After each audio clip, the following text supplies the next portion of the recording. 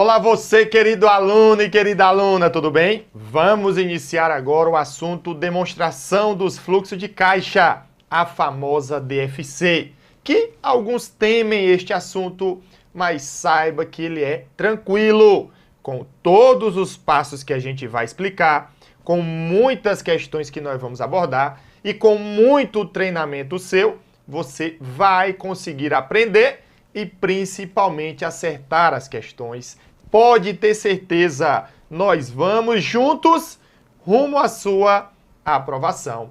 Então, nós vamos abordar agora o detalhamento do assunto DFC, que trabalha aí a demonstração dos fluxos de caixa. Essa demonstração que nós já vimos e sabemos que ela é uma demonstração obrigatória segundo a lei das SAs e também segundo os pronunciamentos, com observação em relação à lei, porque as companhias fechadas com PL inferior a 2 milhões de reais estão desobrigadas de apresentar a DFC. Pronto, Felipe, tranquilo. É isso que a gente tem. E aí a gente vai ver o que é que apresenta essa DFC. A DFC, ela vai apresentar durante um período, durante o exercício social, as variações que ocorrem nas contas caixa e equivalentes de caixa. E claro, para entrar na DFC, eu tenho que ter pagamento ou recebimento nesses itens, não só em dinheiro, mas também em equivalentes de caixa, que nós vamos ter aplicações de liquidez imediata, que tem um conceito, e também depósitos bancários, e algumas observações que a gente vai ver. E aí vamos ver quais são os métodos de elaboração da DFC e como elas são apresentadas ali, os seus fluxos. É isso que a gente vai ver a partir de agora. Então, ó, força na peruca. Na tela, a DFC, ela é trabalhada no CPC 03, que trabalha aí a demonstração dos fluxos de caixa. Tranquilo, Felipe. Combinado. Pronto. O que é que eu tenho mais em relação à DFC, que é importante a gente saber, tá certo? Olha, vamos colocar aqui uma divisão e apresentar o seguinte. Na verdade, a DFC, de forma abreviada, conforme nós sabemos, tá? Ela é, segundo a lei das SAs, que é a lei 6.404, ela é obrigatória. Se tornou obrigatória ali a partir de 2008, né, com a lei 11.637 de 2007. Pronto. Beleza. Tranquilidade demais. O que é que eu tenho mais? Lembrar que, segundo essa mesma lei, nós temos que a seguinte observação: as companhias fechadas com PL inferior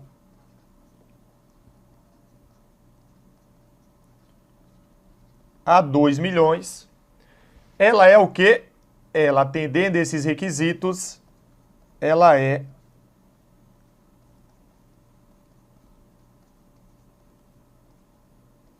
facultativa.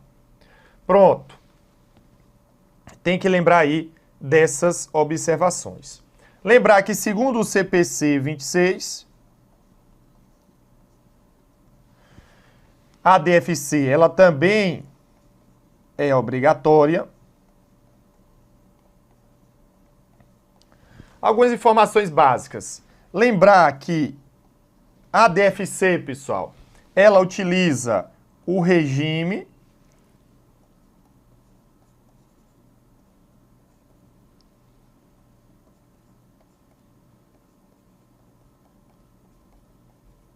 de caixa, tá bom?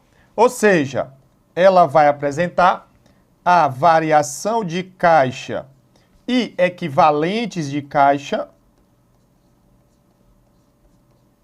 durante um período, que nós vamos chamar aqui, isso, caixa equivalente de caixa, também pode ser chamado de disponibilidades. A gente vai estudar esses conceitos.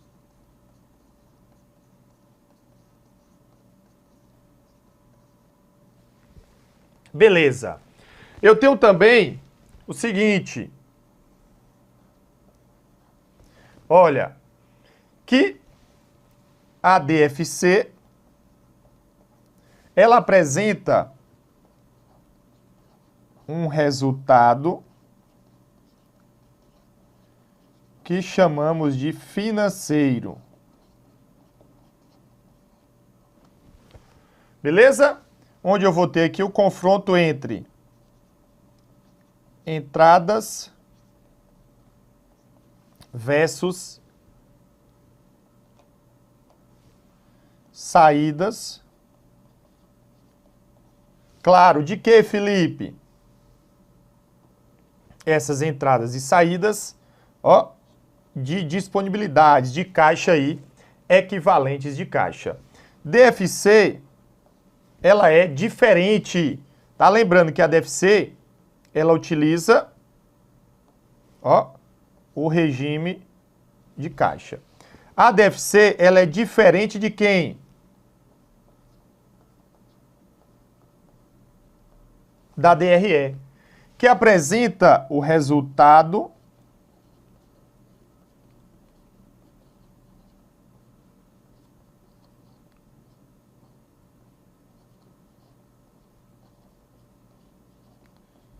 econômico, ou seja, receitas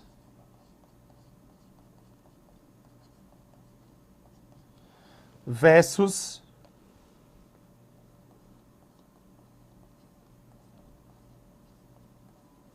despesas, tá? E a DRE, eu tenho aqui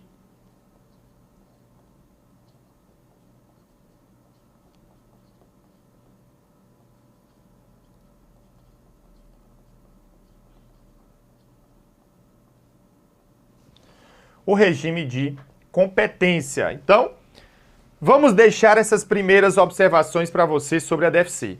E aí, complementando, para a gente entender, olha, Felipe, o que é que a DFC ela faz, tá? Então, vamos colocar aqui, olha, de forma resumida, e a gente vai detalhar durante as próximas aulas, a DFC, ela vai ter aqui, em 1º de janeiro de 20x1, e eu vou ter 31 de dezembro de 20x1.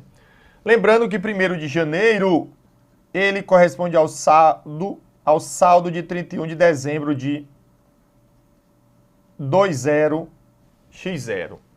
Pronto. Aqui eu tinha, por exemplo, um saldo de 100 e esse saldo passou para 120, onde a minha variação das disponibilidades, né, durante o período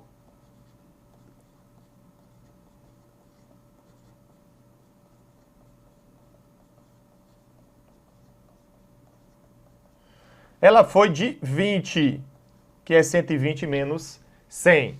Lembrando que essas disponibilidades correspondem aí à caixa aí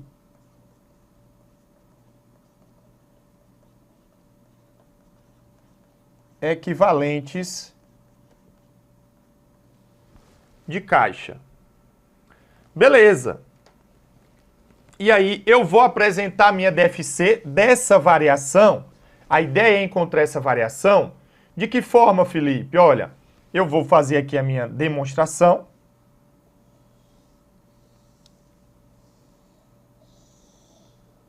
Tá? Que eu vou chamar aqui de DFC. Lá no final do período, em 31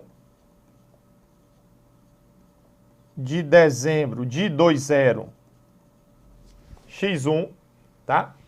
E ele pode ser apresentado com dois métodos que a gente vai estudar. Eu vou ter os métodos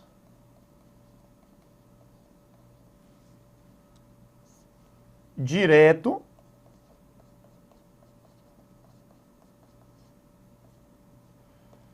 e eu vou ter o método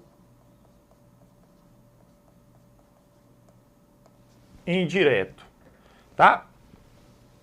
E, independente do método, eu vou dividir esse fluxo em 3 atividades que a gente vai estudar. Eu vou ter o fluxo de caixa das atividades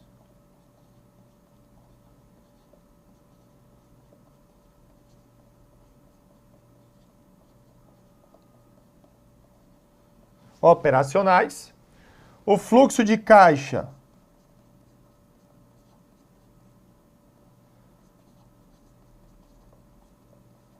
das atividades de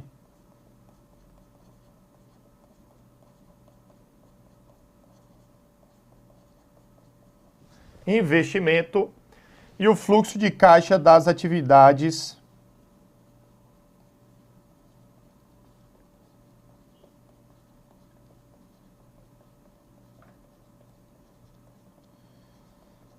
de financiamento. Deixa eu colocar aqui melhor.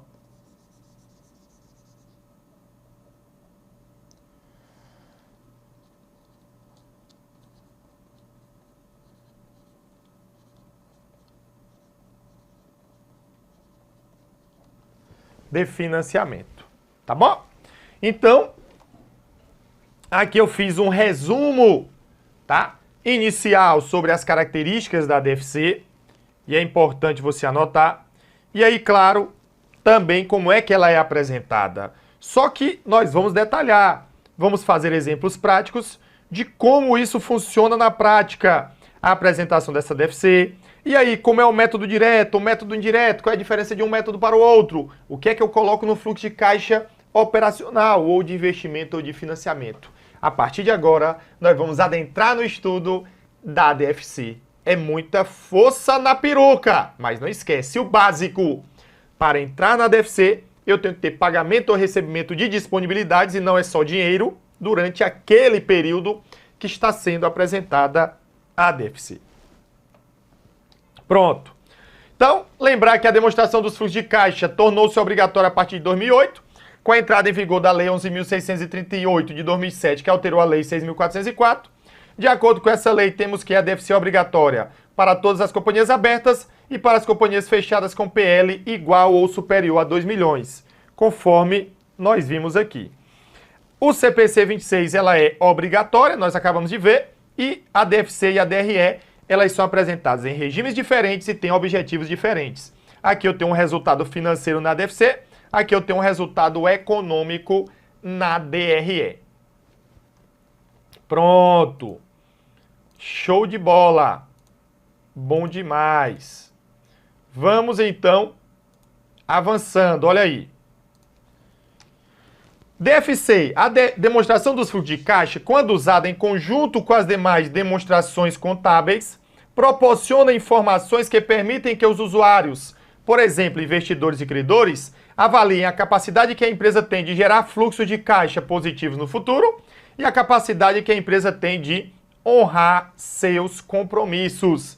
Esse é aí o que proporciona a DFC, tá certo? Ela vai verificar o financeiro, a capacidade que ela tem de cumprir com as suas obrigações, mas também verificar se a empresa está gerando fluxo de caixa positivos no futuro, se os fluxos estão aumentando ou diminuindo ao longo do tempo, não considerando apenas dinheiro em moeda, mas também depósitos bancários e aplicações de liquidez imediata. É isso que a gente está vendo. O que mais, Felipe?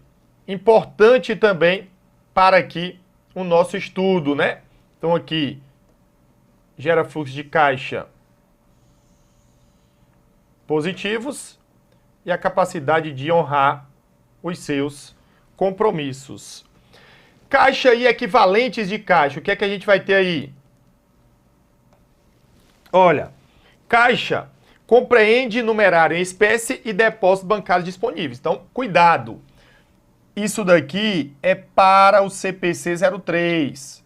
Claro que lá na conta contábil que nós já estudamos, Eu tenho uma conta que controla o caixa e eu tenho uma conta que controla os saldos bancários. Claro que dividida ali por banco, se eu tiver mais de um banco onde a empresa deposita o seu dinheiro. Combinado? Porém, para a DFC, ele diz que caixa é tudo aquilo que ele tem em espécie, numerário, e também aquilo que está no banco, que ele a qualquer momento pode retirar ou efetuar um pagamento online, hoje em dia o Pix, né? O Pix. Pronto, já equivalentes de caixa, elas são o que, Felipe? Elas são aplicações financeiras de curto prazo, por exemplo, 3 meses ou menos a contar da data da aquisição. Isso daqui é muito importante, tá? É da data da aquisição que eu conto esse prazo. Ah, eu tenho uma aplicação que é para daqui a um ano. Aí, Felipe, ela não é de liquidez imediata, não é equivalente de caixa, mas depois que passa 10 meses, faltam 2 meses, ela vira aplicação equivalente de caixa. Não, porque desde o início da aplicação, a contar da aquisição, o prazo máximo para vencimento é até 3 meses, ou sendo menos. Porque aqui eu tenho algo que a qualquer momento a empresa pode ir lá e resgatar essa aplicação financeira. Então ela é de curto prazo, ela tem alta liquidez, ou seja, são prontamente conversíveis em montante conhecido de caixa e que estão sujeitas a um risco, um insignificante risco de mudança de valor. Olha, outro ponto importante, então eu tenho aqui 3 informações que são super importantes para eu considerar um equivalente de caixa. Ele tem que ser de curto prazo, 3 meses ou menos a contar da data da aquisição. Ele tem que ter alta liquidez, prontamente conversível ali em dinheiro e tem que ter um risco insignificante aí de mudança de valor. Ou seja, o risco de mudar o valor é pequeno e muito pequeno, tá certo? Porque se acontecer de ele mudar de valor radicalmente, isso não é considerado equivalente de caixa. Então, por exemplo, aqui eu estou aplicando num CDB que tem uma rentabilidade diária e uma liquidez diária. Opa, é uma renda fixa, então isso é o risco é o curto prazo, a qualquer momento ele pode resgatar, a qualquer momento ele vai ter o dinheiro, alta liquidez, e é risco insignificante de mudança de valor, é pequeno. Porém, o que é que nós vamos ter, pessoal? O que é que nós vamos ter? Se for, por exemplo, a aplicação em uma ação, aí já não pode ser, porque a ação ela tem uma volatilidade, ela pode ir mudando de valor. Então, diante disso, vai acontecer que ela não pode aí, tá certo, ser considerada equivalentes de caixa. Fluxos de caixa são as entradas e saídas de caixa e equivalentes de caixa. O que nós vamos apresentar é justamente a variação desses fluxos de caixa. Ou seja, as entradas são valores positivos, recebimentos, e as saídas são valores aí negativos, são pagamentos, tá bom? São pagamentos aí que a empresa ela tenha. Pronto, Felipe, beleza. Empréstimos bancários são geralmente considerados como atividades de financiamento. Olha, aqui você já está tendo uma informação, né? Então, a gente sabe que os fluxos são divididos em financiamento, investimento e operacional. E eu já sei que quando a empresa ela pega um empréstimo bancário, ou ela paga o principal desse empréstimo, isso é fluxo de financiamento. Mas a ideia aqui é você conhecer um pouco mais. Entretanto, saldos bancários a descoberto, decorrentes de empréstimos obtidos por meio de instrumentos como cheques especiais ou contas correntes garantidas, que são liquidados em curto lapso temporal, compõem aí parte integral da gestão de caixa da entidade. Nessas circunstâncias, saldos bancários a descoberto são incluídos como componente de caixa e equivalentes de caixa. Uma característica desses arranjos oferecidos pelos bancos é que frequentemente os saldos flutuam de devedor para credor. Olha o que nós temos aí. Então, o que ele quer dizer aqui de forma resumida é o seguinte. Olha, a empresa, quando ela faz um empréstimo bancário, ela tem ali um fluxo de financiamento. Porém, o que acontece é que toda conta bancária geralmente tem o quê? Tem um limite ali de cheque. Tem um valor que está disponível para qualquer momento a empresa ali resgatar esse valor. Ela tem 1.000, tem que pagar um boleto de 2.000, o banco vai e paga 1.000, claro, da diferença, cobrando aí juros. É isso que a gente tem. Pronto, Felipe, beleza. E quer ou não quer, isso é um empréstimo. Então, natural seria fluxo de financiamento. Porém, como esses empréstimos decorrentes de cheques especiais ou contas correntes garantidas, são ali de curto prazo, o que é que acontece, Felipe? A norma diz que esses saldos bancários a descoberto, que a empresa ter um valor negativo, ou seja, ter uma dívida de usar o seu cheque especial, tá? Isso é considerado na variação de caixa e equivalentes de caixa. Combinado? Então, eles vão ser utilizados aqui no cálculo da variação de caixa e equivalentes de caixa. Então, se eu tiver, por exemplo, R$100 de caixa, 200 de banco, 300, e aí eu tiver um outro saldo bancário que ele é menos 20, eu vou pegar 300 menos 20, que isso vai dar 280. É isso daí que a gente vai ter. Beleza, bom demais. Vamos avançando. Considerando as regras do CPC válidas para elaboração de demonstrações contábeis, julgue o item a seguir. Aí ele pergunta: uma das condições necessárias à qualificação de um item como equivalente de caixa é que esse item esteja sujeito a um risco insignificante de mudança de valor. E aí, está certo ou errado com o que acabamos de ver? Está perfeito. Para eu considerar um item como equivalente de caixa, entre outros requisitos, eu tenho uma condição, que é eu ter um risco insignificante de mudança de valor. Tá aqui, ó. Risco insignificante de mudança de valor. Então o item aí ele está certo. Pronto? Vamos avançando. Apresentação da DFC. A demonstração dos fluxos de caixa deve apresentar os fluxos de caixa do período, classificados por atividades operacionais, de investimento e de financiamento. Pronto, beleza. Temos aí, conforme eu já falei, que nós vamos ter 3 fluxos: operacional, de investimento e de financiamento. As atividades operacionais, o conceito são as principais atividades geradoras, ok? São as principais atividades geradoras de receita da entidade e outras atividades que não são de investimento, tampouco de financiamento. Aqui, pessoal, eu vou ter regra, tá? Regra. Só cuidado com isso. As receitas recebidas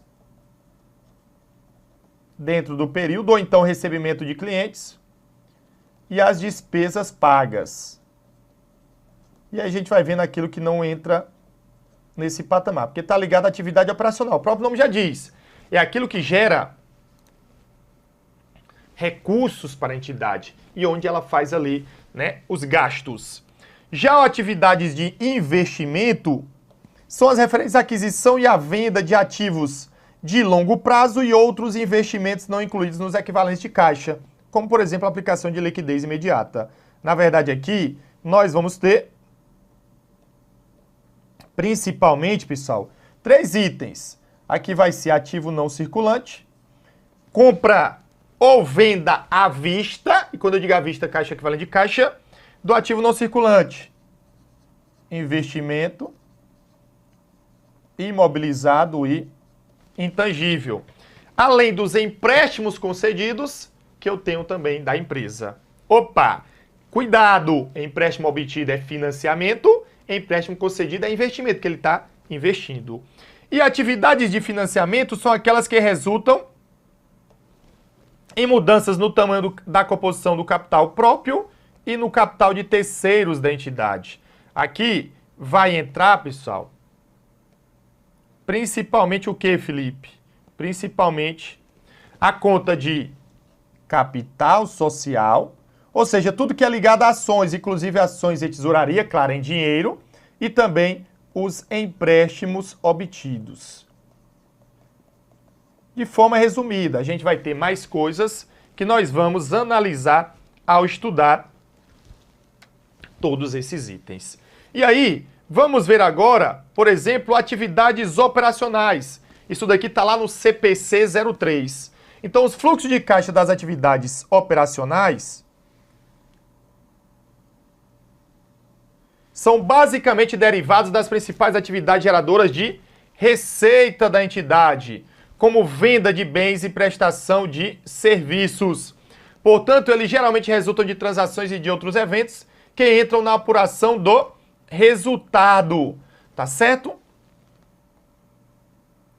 Na apuração do resultado, lucro líquido ou prejuízo. Como eu falei, as receitas e as despesas, como o recebimento de receitas e o pagamento de despesas. Exemplos de fluxo de caixa que decorrem das atividades operacionais. E vejam que a todo momento tem recebimento e pagamento. Recebimento e pagamento. Então, recebimentos de caixa pela venda de mercadorias, pela prestação de serviços, recebimento de clientes de conta a receber, no caso a prazo. Recebimentos de royalties, honorários, comissões e outras receitas. Pagamentos que ele faz a fornecedores de mercadorias e serviços, as suas compras. Pagamento de salários de empregados ou por conta de empregados. Recebimentos e pagamentos, por exemplo, recebimento de um prêmio de seguro, ou então pagamento ali de um sinistro, ou então de uma anuidade. Pagamentos ou restituição de caixa de impostos sobre a renda, então se ele paga imposto de renda, ou então recebe ali, é fluxo operacional, a menos que possam ser especificamente identificados como as atividades de financiamento ou de investimento. Recebimentos e pagamentos de caixa de contratos mantidos para negociação imediata ou disponíveis para venda futura. Recebimentos de juros sobre empréstimos concedidos e sobre aplicações financeiras em outras entidades, bem como o recebimento de dividendos e juros sobre capital próprio pela participação no patrimônio de outras entidades. Eu coloquei aqui porque regra vai ser essa classificação. Claro que depois eu vou mostrar para você, ao longo das aulas, que existe uma classificação alternativa. Mas se a empresa recebeu juros sobre capital próprio ou dividendos, isso regra impacta o fluxo operacional. Pagamentos de tributos aos governos federal, estadual e municipal e pagamentos de juros dos empréstimos e financiamentos obtidos. Também a amortização do empréstimo, é importante a gente destacar que isso é atividade de financiamento. Então, o que ele quer dizer é, quando eu pego o empréstimo, o dinheiro recebido aumenta o fluxo de financiamento pelo recebimento. Quando ocorrer ali o pagamento da dívida mais os juros, a dívida, o principal, é financiamento. Os juros tem duas classificações, a gente vai ver depois, mas regra, o pagamento de juros é fluxo operacional. Então, cuidado! Isso daqui é uma grande pegadinha. Para a gente finalizar essa nossa parte da aula, é só importante lembrar que algumas transações, como a venda do item do imobilizado, podem resultar em ganho ou perda, que é incluído na apuração do lucro ou prejuízo. Os fluxos de caixa relativos a tais transações são da atividade de investimento. Nós já vimos, venda de imobilizado é atividade de investimento. Entretanto, pagamentos em caixa para a produção ou aquisição de ativos mantidos para aluguel a terceiros, que em sequência são vendidos, conforme o descrito lá no CPC 27, ativo imobilizado, eles vão ser fluxos de caixa das atividades operacionais. Os recebimentos de aluguéis e das vendas subsequentes de tais ativos também são fluxos de caixa operacionais. Então, aqui de forma resumida é o seguinte, vendi um imobilizado, isso é fluxo de investimento. Porém, se eu comprei ou produzi um ativo que a ideia é manter ele para aluguel a terceiros, a compra, a receita do aluguel e a venda, tudo isso é fluxo operacional. Combinado? Tudo isso é fluxo operacional. Então, muito cuidado com essa observação. Show? Então, concluímos aqui a nossa primeira aula sobre DFC. E vamos fazer o quê? Daquela, ó, na paradinha, e voltamos com mais conteúdo para você.